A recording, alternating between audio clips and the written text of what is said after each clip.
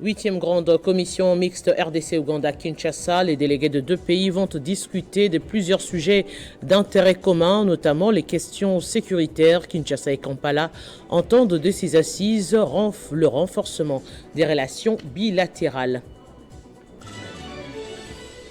Mise en prison après la publication d'un article publié sur Jeune Afrique, article qu'il n'a pourtant pas signé. Le journaliste Stanis Boujakera va s'exprimer ce vendredi en audience foraine à la prison centrale de Makala pour présenter ce moyen de défense au sujet des griefs qui pèsent sur lui. L'article évoquait l'assassinat de Chérubin Okende.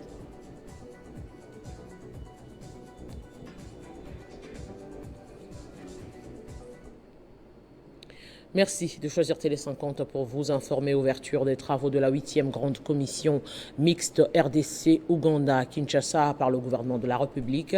3 jours durant, soit du 12 au 15 octobre, les délégués de deux pays vont discuter de plusieurs sujets d'intérêt commun, notamment les questions sécuritaires. Kinshasa et Kampala entendent, à travers ces assises, renforcer leurs relations bilatérales. En présence de ses collègues du gouvernement et de son homologue ougandais en charge de la coopération régionale, ainsi que de la délégation ougandaise, composée notamment des ministres et experts, le ministre de l'intégration régionale Antipas Mboussa-Nyamwisi, qui a donné le go de ces assises, en a relevé l'importance. Si les frontières héritées de la colonisation ont servi à séparer administrativement le peuple africain, elles ne sont pas parvenues à briser les liens séculaires de fraternité qui les unissent. Ni la traite des Noirs, ni la colonisation, ni les crises sanitaires telles que le Covid-19 et Ebola, ni même les conflits divers n'ont entamé notre résilience et notre besoin de construire un destin commun. Les populations de nos deux pays attendent beaucoup des résolutions qui seront prises de ces assises. Le partenariat d'échange entre les populations de nos deux pays et le couloir de transit vers et à provenance des ports de Mombasa et Dar es Salaam sont des opportunités qui lient femmes et hommes d'affaires de nos deux pays. De son côté, le ministre ougandais en charge de la coopération régionale a indiqué que ces assises tombent à point nommé car elles permettront aux deux pays de consolider leurs relations bilatérales. Débutés ce 12 octobre, ces travaux de la 8e grande commission mixte RDC-Ouganda prendront fin ce 15 octobre et devront déboucher sur plusieurs recommandations. En justice, le procès dont l'affaire du journaliste Stanis Boujakera débute ce vendredi à la prison centrale de Makala. Il s'agit d'une audience foraine au cours de laquelle le journaliste sera appelé à présenter ses moyens de défense au sujet des griefs qui pèsent sur lui. Le correspondant de Jeune Afrique, Reuters, a été arrêté il y a de cela un mois suite à la publication d'un article de Jeune Afrique mettant en cause le renseignement militaire dont l'assassinat de Chérubin Okende, un article qu'il n'a pourtant pas signé. En santé, lutte contre la poliomyélite au Kasaï oriental, lancement ce jeudi de la campagne de vaccination de 3 jours à partir de ce 12 octobre. Et c'est la gouverneure du Kasaï oriental, Julie Kalenga, qui a donné le go en vaccinant quelques enfants de différentes zones de santé. C'est la gouverneure à l'intérim du Kasaï oriental qui a procédé au lancement de cette campagne de vaccination qui va du 12 au 14 octobre en cours, répondant ainsi au plaidoyer mené par l'Initiative mondiale pour l'éradication de la poliomyélite lors de la dernière campagne en ce qui concerne surtout la vaccination des routines. Julie Kalenga a vacciné 51 enfants de 0 à 59 mois, dont 33 filles, au marché Maréchal dans la zone de santé Mpokolo, l'école Kalenda Modichi, aire de santé Nyongola Miba, zone de santé de Bonzola. Des ménages et enseignants ont été sensibilisés dans la zone de santé de Dibindi. La gouverneure adjointe du Kasaï oriental a aussi sensibilisé des églises réfractaires à la vaccination. C'est notamment l'église du Saint-Esprit en Afrique, dans la zone de santé de Bipemba, et qui compte plus de 2500 fidèles aujourd'hui favorables à la vaccination. Pendant ces 3 jours de campagne, plusieurs activités de plaidoyer et sensibilisation seront organisées par la Division provinciale de la santé, les COUP et l'IMPE pour renforcer l'engagement des autorités politico-administratives et communautaires en faveur de la vaccination afin de réduire le nombre d'enfants zéro dose sous-vaccinés dans la province du Kasaï oriental. La diaspora a organisé à Bruxelles une conférence débat sur la dépendance des minerais congolais, échange tourné sur le pillage des richesses orchestrées par ceux qu'ils qualifient d'ennemis de la RDC qui attisent conflits et climat d'insécurité. Cette activité a réuni la diaspora et la délégation venue de Kinshasa. La RDC, victime de ses ressources naturelles, ce qui aurait pu être une aubaine pour les Congolais, a produit l'effet contraire. La soif des minéraux convoités par les multinationales de tous bords attise les conflits et un climat d'insécurité permanent à l'est du Congo. C'est dans ces cadres que l'ASBL Change, par son coordonnateur Dido Kalama, a organisé samedi dernier à l'Université libre de Bruxelles, ULB en sigle, une conférence débat sur la dépendance des minéraux congolais. Présent à cette conférence, une délégation venue du Congo, dont Lila Spezonkieri, Daniel Banza, expert en intelligence économique et géopolitique des minéraux, ainsi que Alice Mirimbo, DG du Fonds national pour les services sociaux et coordonnatrice des PABE à Cobalt, qui n'a pas fait les déplacements de Bruxelles mais a intervenu en visioconférence. La journée a commencé avec la projection du film Le prix de l'injustice, réalisé par les jeunes de l'ASBL Change, un film qui relate la réalité, les manques de justice contre ceux qui tuent et pillent le sous-sol et les sols congolais. Ainsi, le film s'achève sans verdict car jusqu'aujourd'hui, la justice n'a pas encore été rendue. Dans son intervention, Lila Spezo a expliqué les bénéfices de la création de la chaîne de valorisation pour une meilleure répartition des richesses de l'extraction des minéraux du Congo. Daniel Banza a quant à lui demandé à ce que justice soit faite et lancé un appel à la jeunesse de la diaspora congolaise à être partie prenante et acteur du développement de son pays pour ne pas laisser aux autres de piller les richesses du Congo. Quant à Dido Kalama de l'ASBL Change, il invite les jeunes à voter massivement et voter utile les dirigeants capables de sécuriser le Congo afin de retrouver les climats propices aux investissements et au développement de la RDC. Poursuite du procès opposant la Robank à Élisée Mouimouzi. Cette dernière réclame la disparition de 2 300 000 $ américains dans son compte bancaire et exige remboursement. La journée de lundi était consacrée à la plaidoirie des avocats de deux parties. Après débat, la décision du tribunal est attendue. C'était la bataille d'arguments au cours de l'audience de ce lundi dans le cadre du procès opposant la société anonyme Robank à Madame Élisée Mouimouzi, cliente de cette institution bancaire qui attend toujours les remboursements de ces 2 300 000 $ disparus de son compte depuis 2012. Ajouté à cela des dommages et intérêts de l'ordre de 1 700 000 $ lui imposés par le tribunal. Pour les avocats d'Élisée Mouimouzi, la requête en contestation introduite par la Robank en rapport avec la saisie-attribution des créances ne peut aboutir d'autant plus que l'échéance d'1 mois prévue pour les recours était déjà arrivée à terme. Nous venons de plaider l'irrecevabilité et à ce jour nous sommes sereins, nous attendons la décision de la juridiction présidentielle et nous relevons aussi ici les différentes menaces de la Robank et qui s'emploient jusqu'à ce jour dans des tentatives de faire pression à plusieurs auxiliaires de justice, ce qui n'est pas bon. Tous ces débats auraient eu son sens si la Robank avait formé contestation dans le délai, parce que c'est ce que l'acte uniforme prévoit. Pour venir débattre de ces questions, il faut d'abord former contestation dans le délai en partie qui se trouve dans l'acte de dénonciation qui leur a été signifié en date du 29 août. Et ce n'est qu'en ce moment-là qu'on peut venir débattre sur ces questions. L'affaire est prise en délibéré. Les deux parties s'en remettent donc à la décision du tribunal. Pour rappel, Élisée Mouimouzi avait déjà obtenu du même tribunal une décision condamnant la Robank à payer 2 300 000 $ et les dommages et intérêts de l'ordre de 1 700 000 $ américains. Société de droit congolais experte dans le cloud computing et spécialisée dans le développement des solutions d'affaires, le placement des ressources et la sécurité informatique en partenariat avec le ministère de l'entrepreneuriat petite et moyenne entreprise, organisé une messe de l'entrepreneuriat qui s'inscrit dans le cadre du mois d'octobre dédié à l'entrepreneuriat en RDC. Ensemble, ils ont présenté 2 grands projets, à savoir 1 million de PME et le portail Continuum PME que vous pouvez déjà consulté. Après la signature d'un accord avec le ministre de l'Entrepreneuriat, Petites et Moyennes Entreprises mardi, Quatum Vertes, société de droit congolais experte dans le cloud computing, a présenté mercredi son projet innovateur intitulé 1 million de PME. Un projet ambitieux qui repose sur le portail numérique Continuum PME. Il s'agit de 10 plateformes pratiques munies de l'intelligence artificielle aux entrepreneurs, dont 5 déjà opérationnels. L'innovation sont les maîtres mots.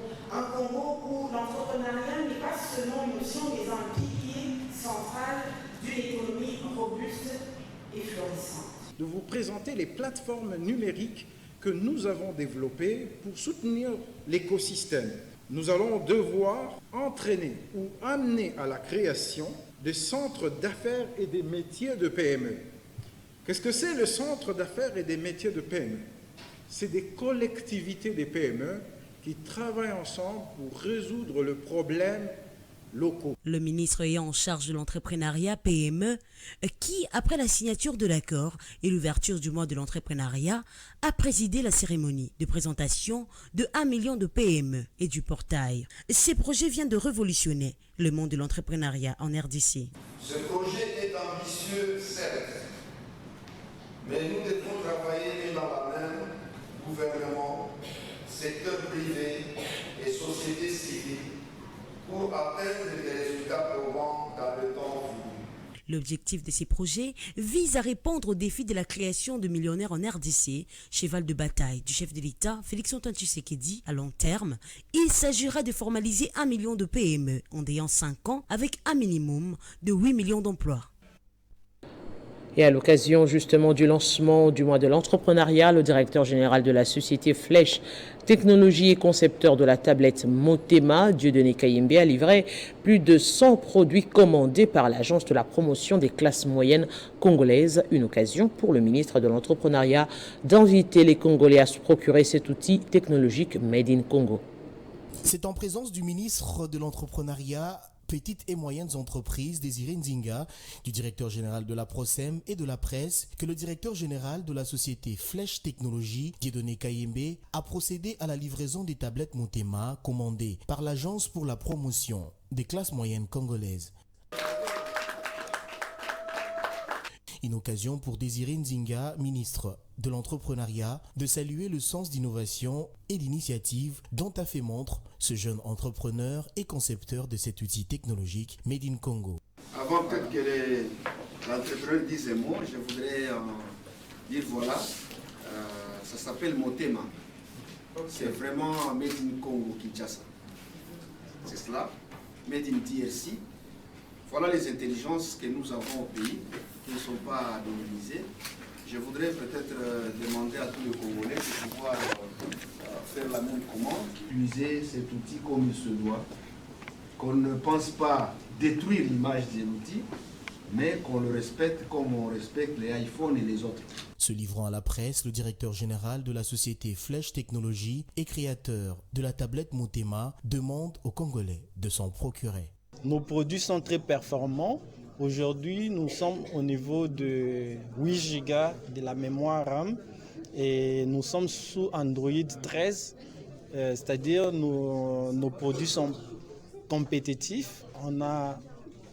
Tout le monde qui utilise nos produits n'a rien à envier aux autres marques. Je profite pour faire un appel auprès de tous les autres responsables des établissements de suivre le pas du ministère de EPME par les canaux de APROSEM, de passer leurs commandes. Il faut préciser que la tablette Motema, fabriquée localement par la société Flèche Technologie, est parmi les meilleures en termes de qualité et de capacité. Le ministre de l'Agriculture, José Panda Kabango, a lancé ce jeudi à Kinshasa le séminaire des ministres provinciaux et inspecteurs de l'agriculture. Ces assises de 2 jours ont pour but de trouver une idée convergente sur la politique de transformation agricole dans le cadre de la vision du chef de l'État, Félix-Antoine Tshisekedi, et celle de la revanche du sol sur le sous-sol. Pendant 2 jours, soit du 12 au 13 octobre en cours, les inspecteurs et ministres provinciaux de l'agriculture se réunissent à Kinshasa sur invitation du ministre national du secteur pour traiter l'approche du gouvernement dans la production agricole à travers l'agenda des transformations agricoles dans le cadre de la vision du chef de l'État, Félix Tshisekedi, consacrant la revanche du sol sur les sous-sols, la primauté de l'agriculture sur le mine. Le but est de faire sortir au moins 20 millions de Congolais de la pauvreté à l'horizon 2025. En clair, et selon Maître José Mpanda Kabangu, qui a ouvert ses assises, la matérialisation de cette volonté exprimée par le chef de l'État passe par la relance de principales filières agricoles. Nous avons voulu qu'on puisse améliorer l'état nutritionnel des populations congolaises menacées par l'insécurité alimentaire. Nous voudrons également améliorer les revenus des ménages agricoles. Mais également, nous avons voulu qu'on arrive à réduire les importations des produits vivriers de base pour lesquels votre gouvernement national dépense plus de 3 milliards de dollars l'an. Ce séminaire va permettre aux ministres et inspecteurs provinciaux de l'agriculture d'avoir une idée convergente sur la politique du gouvernement. Désormais, a dit le ministre Mpanda, l'agriculture doit être considérée comme un véritable business dans lequel l'on tire des dividendes. Pour ce faire, chaque province aura au moins 100 tonnes d'intrants, engrais et semences. Et au terme de ces travaux, des motos seront distribuées aux inspecteurs provinciaux et territoriaux de l'agriculture pour les suivis sur terrain. La vaste mission de contrôle dans les sociétés principales diligentées par le directeur général de la RSP dans la province de Lualaba se poursuit normalement. Hier, il était avec les OPJ dans la société minière de Kamoa Copper SA. On rappelle que l'objectif est de faire respecter la loi sur la sous-traitance. Dans cette vaste mission de contrôle de conformité de la loi sur la sous-traitance lancée il y a peu dans la province de Lualaba, le directeur général de la RSP s'illustre tout aussi bien en homme de terrain. Accompagné de ses OPJ ainsi que de quelques sous-traitants de cette partie du pays, l'honorable Miguel Cachal a effectué une descente au sein de Kamoa Copper, une entreprise minière évoluant dans la ville de Kolwezi. Avec les responsables de cette entité, le directeur général de la RSP a eu une séance de travail portant sur les activités secondaires qui sont censées être essentiellement réservées aux Congolais œuvrant dans la sous-traitance selon le prescrit de la loi. C'était avant d'associer à cette réunion la délégation des sous-traitants afin de leur rassurer du bon partenariat gagnant-gagnant, désormais effective grâce aux efforts du président de la République, Félix Antoine Tshisekedi. Nous avons été ravis d'abord de la présence du DG, l'honorable Miguel, qui s'est transporté de Kinshasa pour venir parler au nom et pour le compte de nous, entrepreneurs. On s'est dit on était orphelins, mais là nous avons compris que nous avons un avocat auprès du chef de l'État, en train d'orgner à l'oreille du chef de l'État, et en prenant tout ce que nous avons comme plainte et déposer à l'oreille du chef de l'État pour que la chose puisse être d'application. Nous sommes dans le site de la société Kamoa Copper SA. Le contrôle a été lancé par le directeur général de l'ARSP. Chose promise, chose faite. Rappelons tout de même que cette deuxième phase du contrôle concerne toutes les entreprises principales et sociétés multinationales évoluant dans tous les secteurs de l'économie nationale. Eh bien, la prison centrale de Bukavu sera délocalisée à Kachoucha, en territoire de Kabaré, un bâtiment flambant neuf qui abritera différents blocs des détenus. Les travaux seront exécutés par l'entreprise Babou SARL dans le cadre du partenariat public-privé. C'est le gouverneur du Sud Kivu, Teongwa Bidje Kassi, qui a posé la première pierre pour la construction de cette nouvelle prison qui aura pour capacité 3000 personnes. Nous sommes à Kachoucha, une bourgade située à 27 km de Bukavu, dans le territoire de Kabaré. C'est ici que le gouverneur du Sud Kivu, Teongwa Bidje Kassi, a devant un parterre d'invités procédé à la pose de la première pierre pour la construction de la prison centrale de Bukavu. Un bâtiment flambant neuf sortira de terre à cet endroit. Il sera composé d'un bloc administratif, 22 bureaux, une salle de réunion. À cela s'ajouteront des blocs pour les salles d'audience, un bloc sanitaire pour la prise en charge des prisonniers malades, 4 blocs avec une capacité d'accueil de 3000 personnes, un bloc VIP, des bibliothèques et des compartiments pour les églises. Après les actes, place au mot, l'avocat conseil de l'entreprise Babou SARL a indiqué que l'entreprise respectera les délais tels que convenus dans les contrats. La construction de cette nouvelle prison centrale va régler les défis tant décriés par nous tous ayant trait à la situation actuelle de la prison centrale de Bukavu. Le gouverneur du Sud Kivu, Théo Ngwabidje Kassi, a tout d'abord rendu des hommages mérités au président de la République, Félix-Antoine Tshisekedi, pour sa vision visant à améliorer les conditions carcérales sur l'ensemble du pays, laquelle vision est matérialisée au Sud Kivu de Théo Ngwabidje Kassi. Nous réitérons l'engagement du gouvernement de contribuer à l'amélioration de la justice et de l'administration pénitentiaire afin de permettre à tout détenu de bénéficier d'un traitement qui préserve sa vie. Nos prisons doivent cesser d'être considérées comme des mouroirs, mais plutôt comme des maisons de rééducation. Cet espace de 10 hectares prévoit également un compartiment pour la formation à métier des détenus, une partie pour exercer les activités champêtres. Une fois achevée, la prison centrale de Bukavu sera délocalisée vers Kashusha, la nouvelle prison où tous les prisonniers seront transférés. Le groupe Blattner Elwing Agri, son ONG et une délégation des plantaires indépendants étaient en visite d'imprégnation des meilleures pratiques agricoles en Côte d'Ivoire. Sur place, ils ont été séduits par leur culture intense. A priori, pas de différence, pourtant ces groupes étaient hétérogènes. Ce sont des plantaires indépendants que le groupe Blattner Elwing Agri a amené en Côte d'Ivoire, ses cadres et agents ainsi que ses techniciens pour une visite d'imprégnation de meilleures pratiques agricoles. C'est une fierté de se retrouver dans d'autres pays de l'Afrique avec lesquels on partage les mêmes difficultés, les mêmes réalités. Il y a ce qu'on peut apporter, et il y a ce qu'on peut aussi découvrir et apprendre de vous.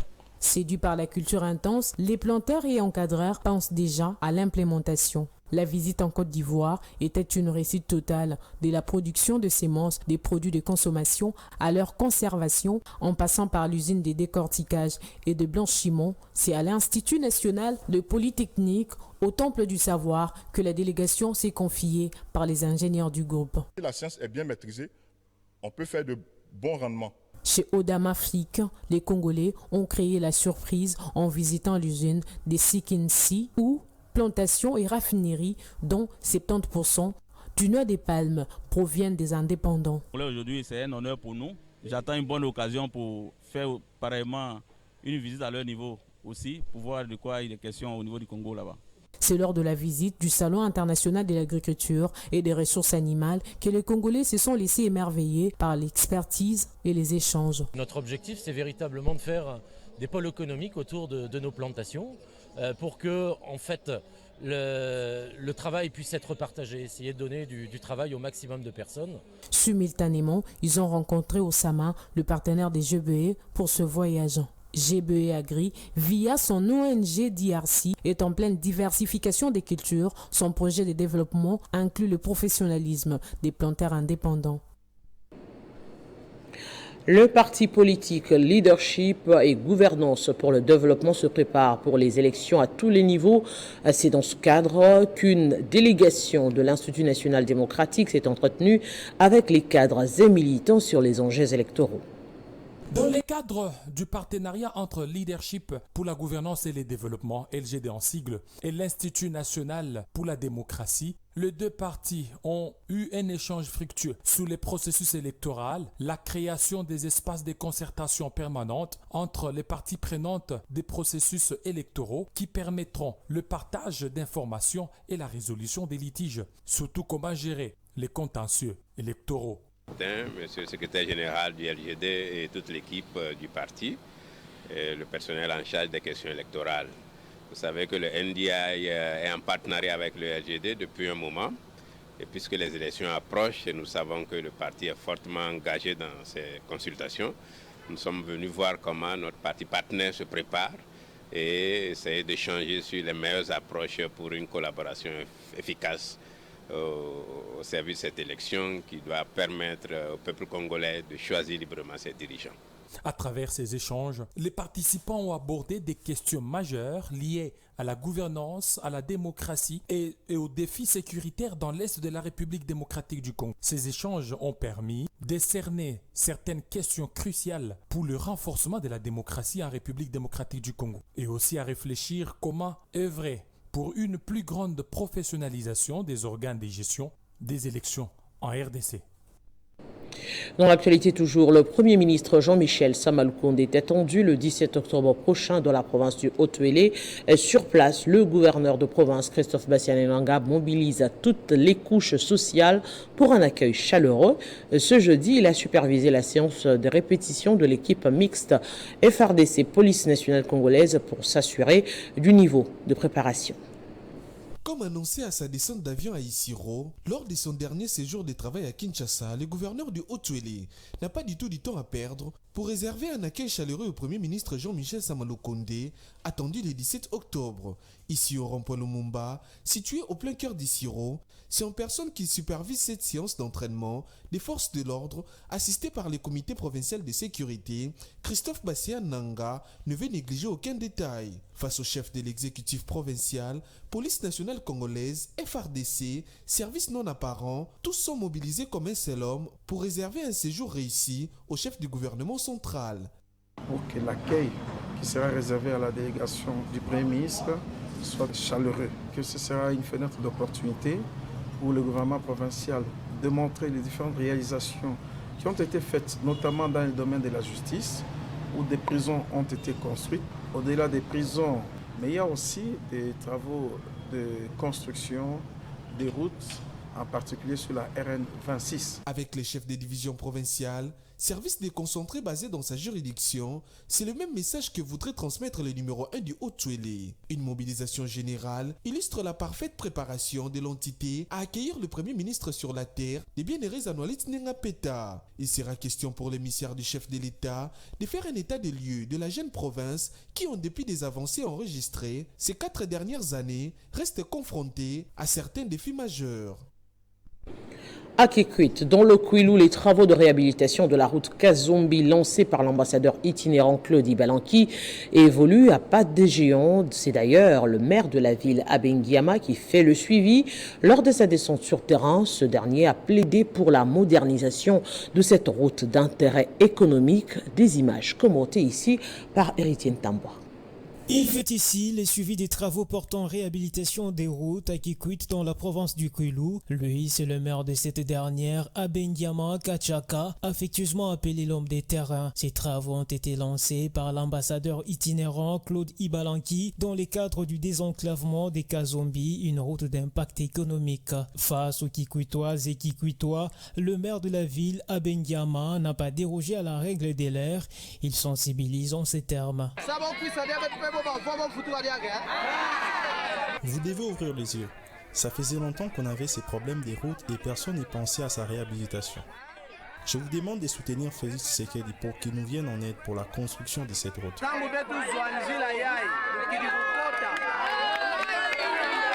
Kanzombi, une route d'intérêt économique important dans la commune de Lunkemi, dans la ville de Kikwit, était abandonnée depuis plusieurs années alors qu'elle sert de canal par lequel les produits agricoles en provenance de Kimpula, Kibangu et autres régions entraient à Kikwit. La route était coupée par une érosion longue de plusieurs mètres. Dans l'enseignement supérieur et universitaire, l'université du CEPROMAD a produit un nouveau docteur en management. La soutenance de la thèse du chef de travaux Antoine Mouteba a été axée sur la haute intensité de la main-d'œuvre dans la redynamisation du chemin de fer en RDC, cadre du tronçon Ilebo-Kananga, dirigé par le professeur émérite Oscar Nsaman. La recherche a été sanctionnée par la mention distinction.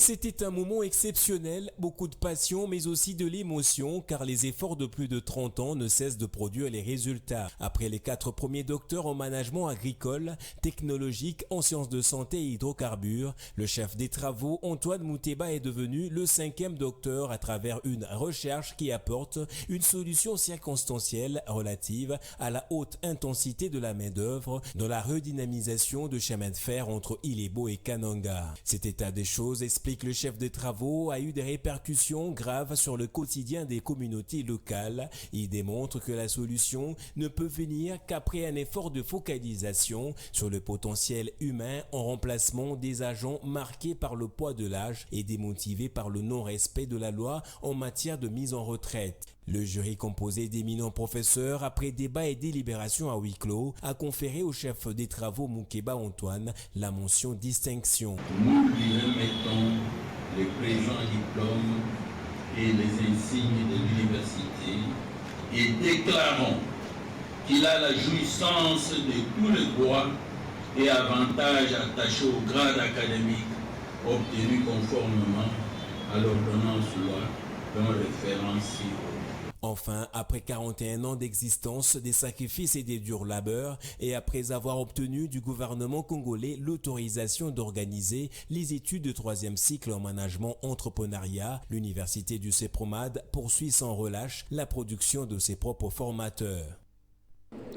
Et on finit avec le jeu de hasard. La Société nationale de loterie Sonal SA a organisé ce jeudi la cérémonie de remise du gros lot de 21 740 000 francs congolais à l'euro gagnant de la course de la semaine dernière, tenue à la place des artistes au rond-point Victoire. Le gagnant a obtenu le chèque symbolique à la vue des autorités, du public et des agents et cadres de la société.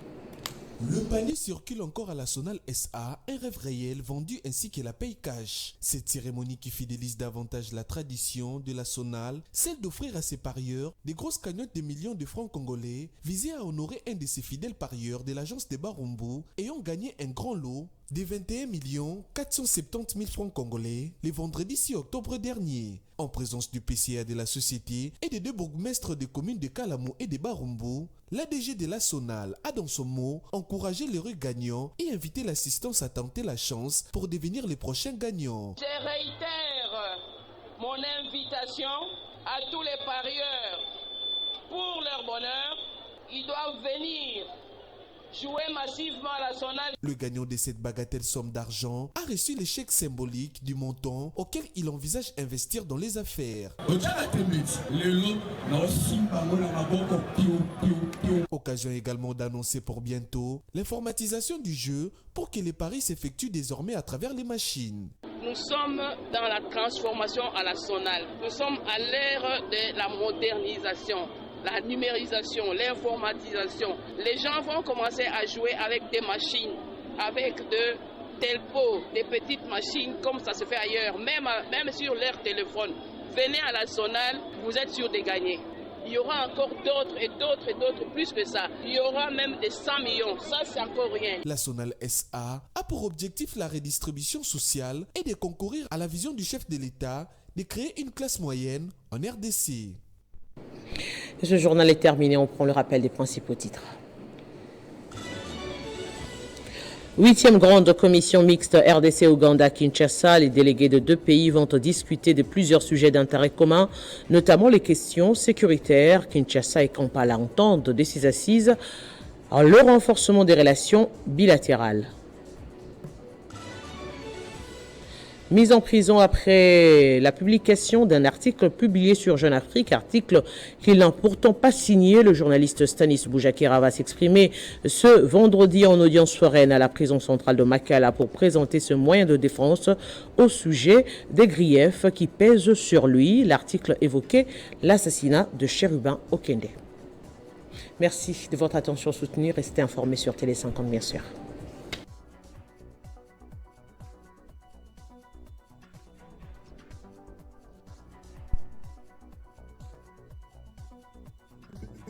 Retrouvez toute l'actualité en continu sur www.tele50.cd.